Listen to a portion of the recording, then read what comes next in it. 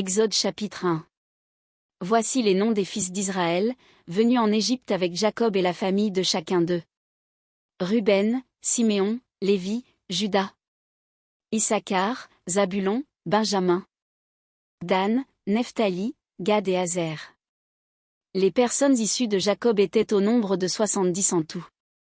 Joseph était alors en Égypte. Joseph mourut, ainsi que tous ses frères et toute cette génération-là. Les enfants d'Israël furent féconds et multiplièrent, ils s'accrurent et devinrent de plus en plus puissants. Et le pays en fut rempli. Il s'éleva sur l'Égypte un nouveau roi, qui n'avait point connu Joseph. Il dit à son peuple, voilà les enfants d'Israël qui forment un peuple plus nombreux et plus puissant que nous. Allons. Montrons-nous habiles à son égard, empêchons qu'il ne s'accroisse, et que, s'il survient une guerre, il ne se joigne à nos ennemis, pour nous combattre et sortir ensuite du pays. Et l'on établit sur lui des chefs de corvée, afin de l'accabler de travaux pénibles. C'est ainsi qu'il bâtit les villes de Pithom et de Ramsès, pour servir de magasin à Pharaon. Mais plus on l'accablait, plus il multipliait et s'accroissait, et l'on prit en aversion les enfants d'Israël. Alors les Égyptiens réduisirent les enfants d'Israël à une dure servitude. Ils leur rendirent la vie amère par de rudes travaux en argile et en briques, et par tous les ouvrages des champs, et c'était avec cruauté qu'ils leur imposaient toutes ces charges.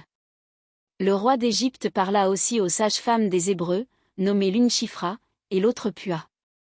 Il leur dit, quand vous accoucherez les femmes des Hébreux et que vous les verrez sur les sièges, si c'est un garçon, faites-le mourir, si c'est une fille, laissez-la vivre.